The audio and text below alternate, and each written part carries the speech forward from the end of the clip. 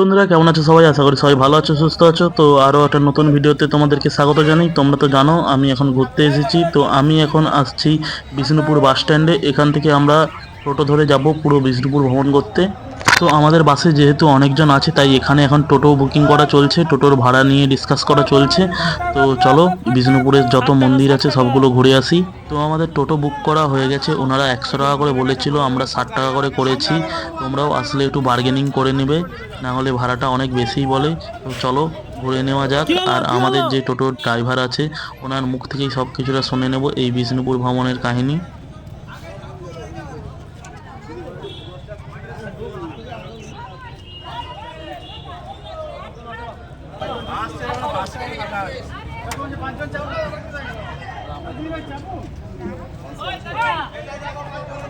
তো চলো যাওয়া যাক।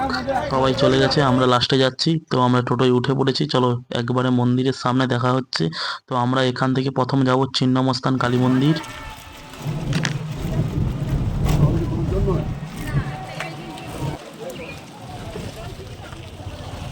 ক্যামেরার দিকে দেখো। হ্যাঁ,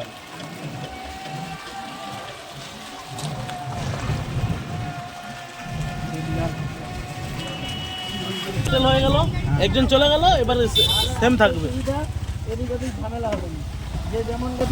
আমরা কোন কোন জায়গায় ঘুরবো একটু বলে দিন। আমরা এখন যাচ্ছি ছিন্নমস্তা, তারপরে জলমাদল কামান যাব, রাসমঞ্চ আছে, চোর বাংলো আছে, শ্যামরাই আছে, রাধাশ্যাম আছে, ঠিক আছে। তারপরে আমাদের লালবাঁধ আছে, সর্বমঙ্গলা মন্দির আছে, মা মিনময়ী 1029 বছরের পুরনো যে মা মিনময়ী আছে সেই মন্দির আছে, মায়ের মূর্তি, যেটা আমাদের গিনেস অফ ওয়ার্ল্ড রেকর্ডেও নাম আছে। ভারত তথা গোটা বিশ্বের সর্বপ্রথম দুর্গাপূজা আমাদের এখান থেকে শুরু হয়েছে, ঠিক আছে। তো আমরা এখন টোটো থেকে নেমে প্রথম আমাদের স্পট ছিন্নমস্তান কালী মন্দির। আমরা ছিন্নমস্তান কালী মন্দিরের দিকে যাচ্ছি।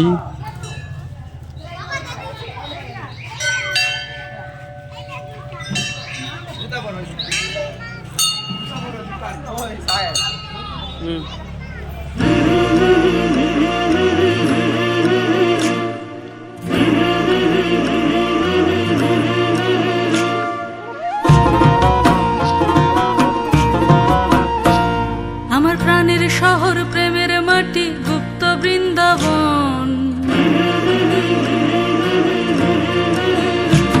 আমার প্রাণের শহর, প্রেমের মাটি, গুপ্ত বৃন্দাবন, যেথা ভ্রমে বিরাজ করে। রাসমঞ্চ, এটা রাজাদের আমলে রাস হতো, এটা টিকিট লাগে।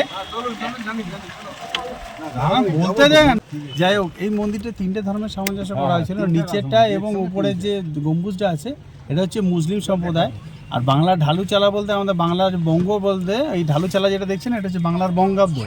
আর পিরামিডের মতো যেটা দেখছেন এটা হচ্ছে মিশরীয় সভ্যতা। 3টে সভ্যতার মিলন উৎসব করা ছিল রাসমঞ্চ। এটা 108টা গেট, রাজাদের আমলে রাস হতো। এখানে টিকিট কাটলে আরও 2টো মন্দির ঢুকতে পারবেন, কিন্তু কোনো ঠাকুরের বিগ্রহ নেই। এই মন্দিরটা যেমন উঠতে পাচ্ছেন, বাকি যে 2টো মন্দির আছে ওই নিচে নিচে ঘুরতে হবে, উপরে উঠতেও দেবে না, ঠিক আছে। এগুলো 25 টাকা করে টিকিট। যাবো 1 বছর আগে আসছেন, চলো।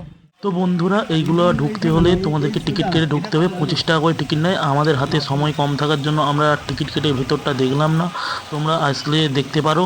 তো এই কারণে আমরা হয়তো আরও 2টো মন্দির ভিতর থেকে দেখতে পাবো না, আমাদেরকে বাইরে দাঁড়িয়েই দেখতে হবে। তোমরা চাইলে 25 টাকার টিকিট দিয়ে ভিতরটা অবশ্যই ঘুরে দেখো, খুব ভালো জায়গা, আশা করি তোমাদের ভালো লাগবে। তো চলো পরবর্তী কোন জায়গায় নিয়ে যাই দেখা যাক।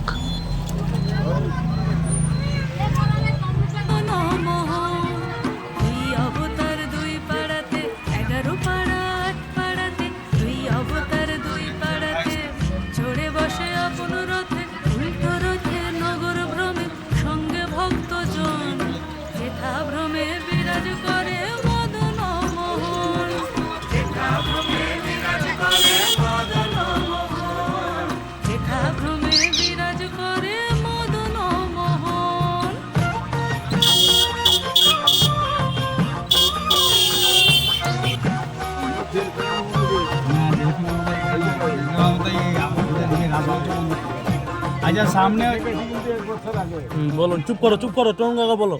লালবাঁধের সামনে হচ্ছে লালবাঁধের জলাশয়। বিষ্ণুপুরে 7টা বাঁধ ছিল। তো বন্ধুরা, আমরা চলে এসেছি আমাদের দ্বিতীয় ডেস্টিনেশন লালবাঁধ।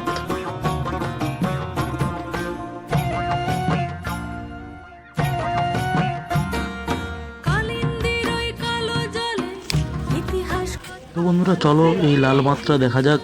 আর ভিতরে আসতেই দেখতে পাচ্ছ বিষ্ণুপুরের সেই জনপ্রিয় জিনিস পোড়ামাটির জিনিসপত্র পাওয়া যাচ্ছে। এখানে কাকিমারা ডেকে ডেকে বিক্রি করছে, তোমরা চাইলে এখান থেকেও কিনতে পারো। আর এখানে ছোট বাচ্চারা কীরকম জিমনাস্টিক করছে দেখতেই পাচ্ছ।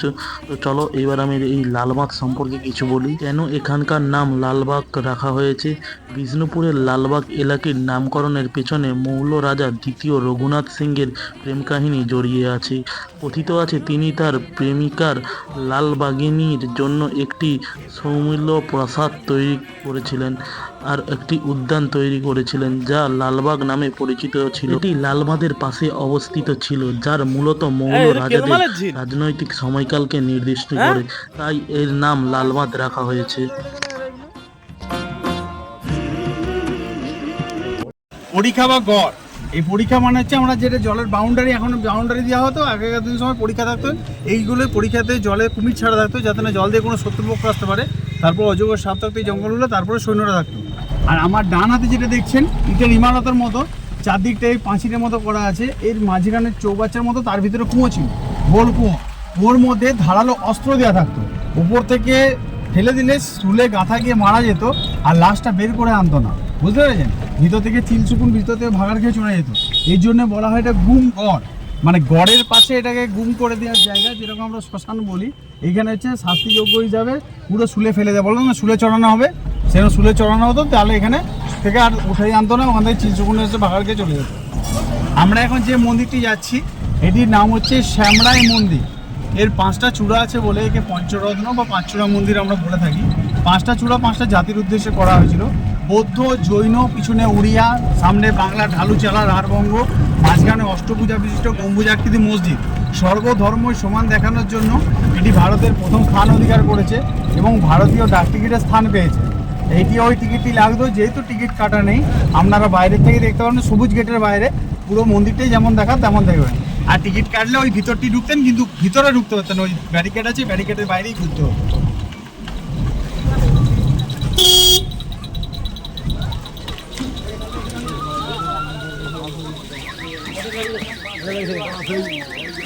ওরা ঢুকবে, আমরা ঢুকতে পারবো না।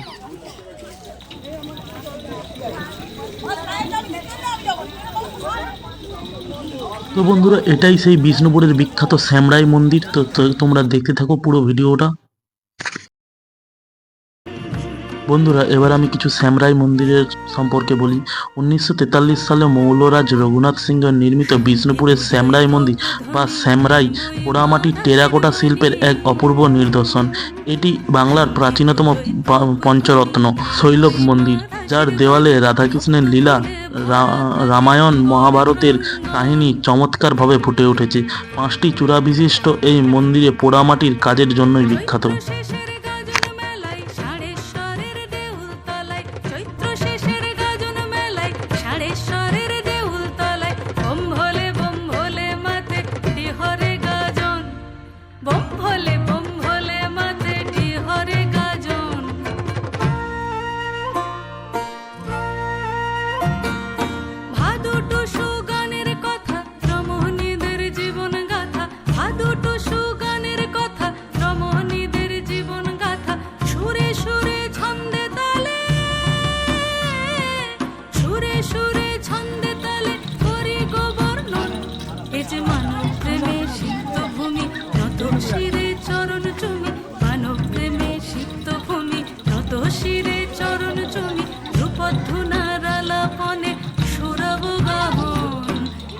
ভ্রমে বিরাজ করে মদন মোহন, যেথা ভ্রমে বিরাজ করে মদন মোহন, যেথা ভ্রমে বিরাজ করে মদন মোহন, যেথা ভ্রমে বিরাজ করে মদন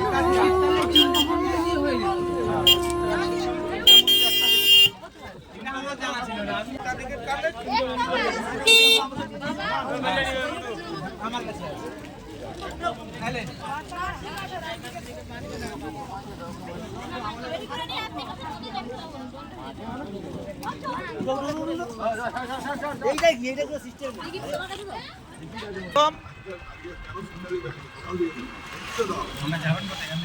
আমরা এখান থেকে যাবো ধানবাদ। কুশ্রী ফলস, মাইথন। এটা হচ্ছে মহাপ্রভু মন্দির, ভেঙে নষ্ট হয়ে গেছে। ঠাকুরটা রাধাশ্যামে রাখা আছে। আমরা গিয়ে আগে রাধাশ্যামটা ঢুকে যাবো, মহাপ্রভু দেখতে পাবো।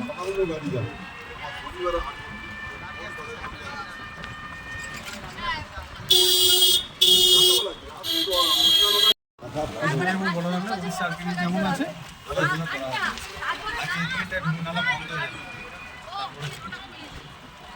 আচ্ছা, আগে শুনুন রাধাশ্যামটা আগে চলে যাবো। এটা দেখো নেমে যান। এই ডান দিকে রাধাশ্যামটা আগে যান। বন্ধুরা, এটা আমাদের চতুর্থ স্পট রাধাশ্যাম মন্দির। তো চলো রাধাশ্যাম মন্দিরের ভিতরে ঢোকা যাক। মন্দিরের ভিতরে কি কি আছে দেখাই সবাইকে।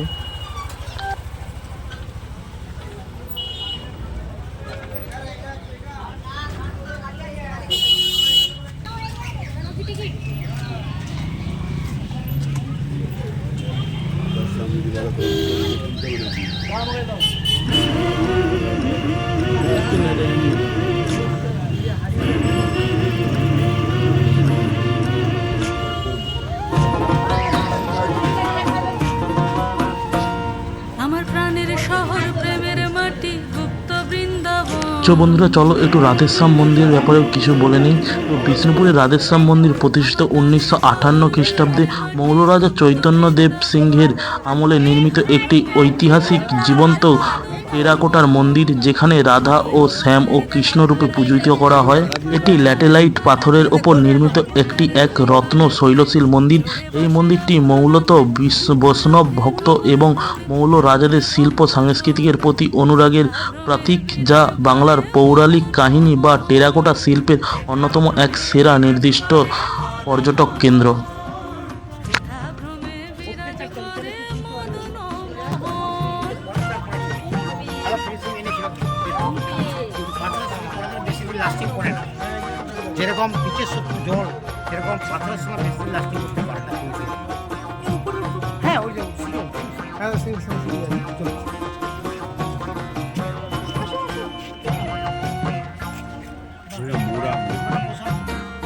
কালিন্দির ওই কালো তুই দাঁড়া, ইতিহাস কথা বলে, কালিন্দির ওই কালো জলে ইতিহাস কথা বলে। জ্যোৎস্না রাতে লাল বাঁধে জ্যোৎস্না রাতে লাল বাঁধে ওই স্মৃতির মন্থন। পোড়া মাটির মন্দিরেতে কাব্য ভাসে দৃশ্যপটে, পোড়া মাটির মন্দিরেতে কাব্য ভাসে দৃশ্যপটে। মল্লরাজের কৃষ্টি গাথা করে গো স্মরণ, যেথা ভ্রমে বিরাজ করে মদন মোহন। যেথা ভ্রমে বিরাজ করে মদন মোহন। যেথা ভ্রমে বিরাজ করে মদন মোহন।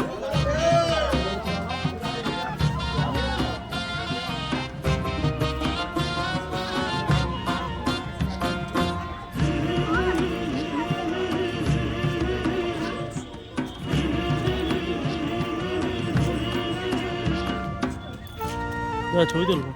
তো বন্ধুরা, আমাদের শ্যামরাই মন্দির ঘোরা কমপ্লিট। আমরা এখন যাচ্ছি মিনময়ী মাতার মন্দির। তো শ্যামরাই মন্দিরের ঠিক উল্টা দিকেই রয়েছে মিনময়ী মাতার মন্দির। তো চলো আমি মিনময়ী মাতা মন্দির সম্পর্কে কিছু বলি। বিষ্ণুপুরের মিনময়ী মাতা মন্দির 957 খ্রিস্টাব্দে মহারাজ জগৎমল্লিক কীর্তক প্রতিষ্ঠিত বাংলার অন্যতম প্রাচীন ও জাগ্রত দেবী মন্দির। মা মৃন্ময়ী স্বপ্নাদেশ পেয়ে রাজা এই মন্দিরটি নির্মাণ করেছিলেন এবং এখানেই গঙ্গামাটি তৈরি দেবী দুর্গাকে মৃন্ময়ী রূপে পূজা করা হয়েছিল। এই মন্দিরটি ঘিরে বেশ কিছু পৌরাণিক কাহিনী আর অলৌকিক কথা প্রচলিত রয়েছে।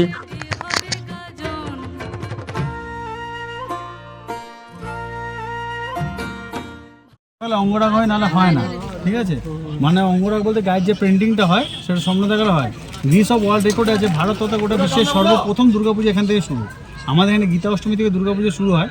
দুর্গাপূজার প্রথমে গীতা অষ্টমীর দিনে বড় ঠাকুরানী এবং মেজ ঠাকুরানী আসে।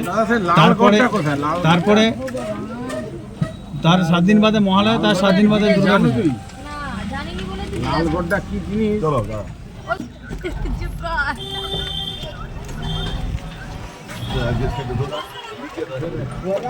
আচ্ছা, এটা হচ্ছে রাজবাড়ি ছিল, ভেঙে নষ্ট হয়ে গেছে। তা আমাদের গীতা অষ্টমী থেকে দুর্গাপুজো শুরু হয়, তার 7 দিন বাদে মহালয়া, তার 7 দিন বাদে দুর্গাপূজা শুরু হলো, ঠিক আছে।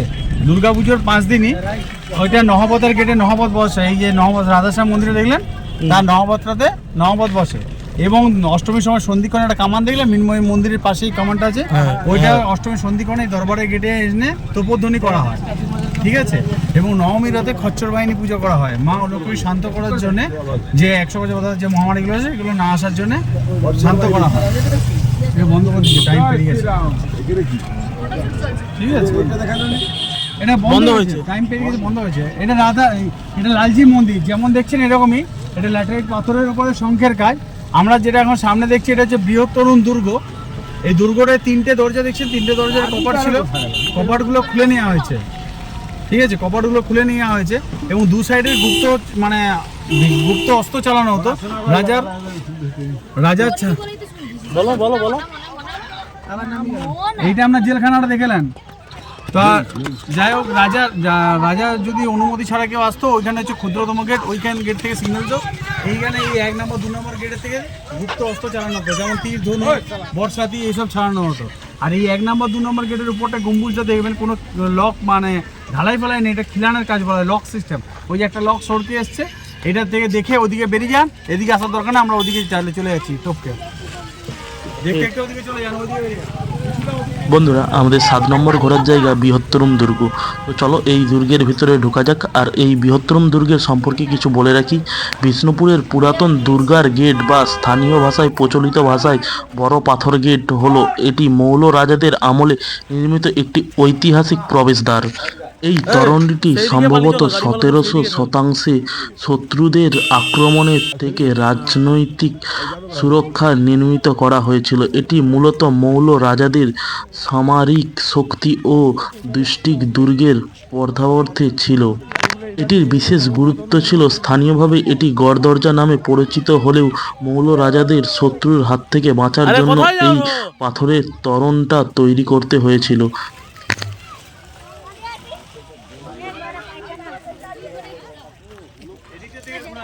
আচ্ছা আমরা একটু উঠে আসি, চলো দেখো। হ্যাঁ এখান থেকে দেখুন কিছুটা দুর্গের মধ্যে দেখতে লাগছে, দেখুন রাজস্থানি হ্যাঁ হ্যাঁ রাজা এখান থেকে প্রবেশ করতো, চলে এলাম। দরজাটাকে ওদিকে একটা পরীক্ষা শেষ হয়ে গেল, ঠিক আছে। এই পরীক্ষাটাকে দিয়ে বাউন্ডারির মতো ঘেরা ছিল।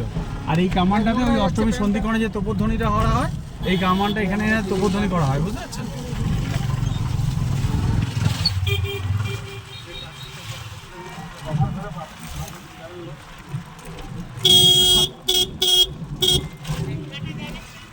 পাথরের রথ, শ্রুতিকথা ছিল যে স্বর্ণ ছিল, অভিশপ্ত পাথরে পরিণত হয়েছে।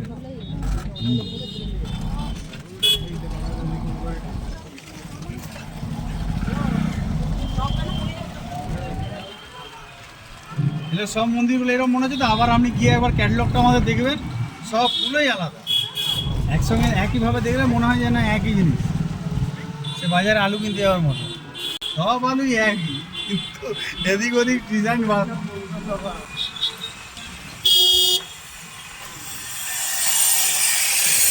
হ্যাঁ, ছেড়ে দিলাম। এরপরে আমরা এখন যাচ্ছি লাস্ট ডেস্টিনেশন মদন মোহন মন্দির, ঠিক আছে। যদি কিছু কেনাকাটা থাকে করে নেবেন, কারণ আর কোথাও মন্দির নেই।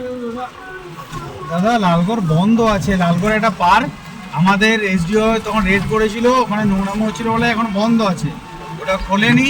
খুলবার জন্য ভিতরে অনেক কিছু পজিশন হচ্ছে, 50 টাকা করে টিকিট হয়েছে, ঠিক আছে। 2 বছর আগে লালগড় ছিল না, তার আগে লালগড় খোলা ছিল, 2 বছর হয়ে গেল লালগড় বন্ধ আছে।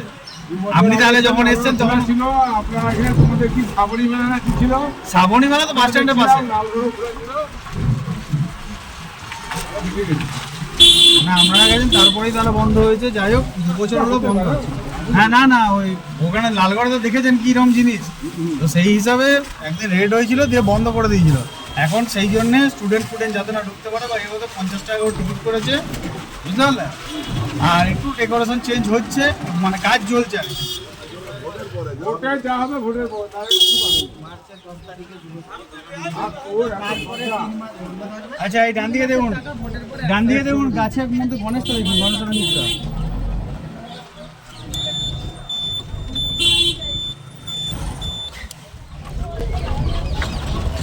যার মদন মোহন মন্দির, এটাই আমাদের লাস্ট ডেস্টিনেশন। যদি কিছু কেনাকাটা তাই করতে পারেন, ছোটোখাটো বড় ছোট। তো বন্ধুরা, এটাই আমাদের লাস্ট ডেস্টিনেশন মদনমোহন মন্দির। চলো মদনমোহন মন্দিরের ভিতরে ঢোকা যাক, তারপরে এই মদনমোহন মন্দির সম্পর্কেও কিছু কথা বলবো। তো চলো আগে মন্দিরের ভিতরে ঢুকি, তারপর কথা বলছি।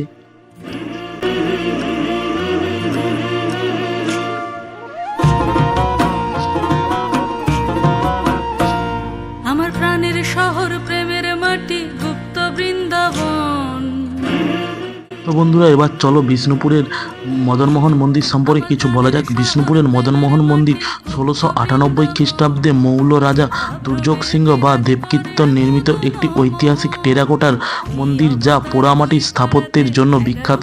এটি একটি রত্নশিল তৈরি, যেখানে রাধাকৃষ্ণের পুজো করা হয়। কথিত আছে মদনমোহন বিগ্রহটি স্বপ্নাদেশ পেয়ে রাজা দুর্জন সিংহ স্থাপিত করেছিলেন। এই মন্দিরটির অনুকূল উৎসব খুব জনপ্রিয়, যা কালী পূজার পরের দিন অনুষ্ঠিত হয় এবং বহু ভক্তের সমাগমন ঘটে।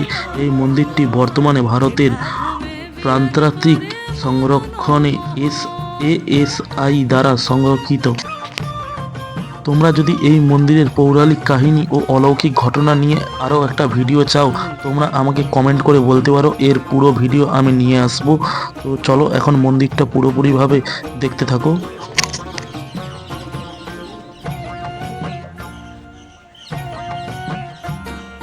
কালিন্দির ওই কালো জলে ইতিহাস কথা বলে, কালিন্দির ওই কালো জলে ইতিহাস কথা বলে। জ্যোৎস্না রাতে লাল বাঁধে জ্যোৎস্না রাতে লাল বাঁধে ওই স্মৃতির মন্থন। পোড়া মাটির মন্দিরেতে কাব্য ভাসে দৃশ্যপটে, পোড়া মাটির মন্দিরেতে কাব্য ভাসে দৃশ্যপটে। মল্লরাজের কৃষ্টি গাথা করি গো স্মরণ, যেথা ভ্রমে বিরাজ করে মদন মোহন, যেথা ভ্রমে বিরাজ করে মদন মোহন। তো বন্ধুরা, আজকের ভিডিও এতটা পর্যন্তই। দেখা হচ্ছে নেক্সট ভিডিওর সাথে। ততক্ষণ ভালো থাকো, সুস্থ থাকো। ভিডিওটা কেমন হয়েছে কমেন্ট করে জানিও, আর অবশ্যই লাইক সাবস্ক্রাইব করে পাশে থাকো। তো চলো টাটা, বাই বাই।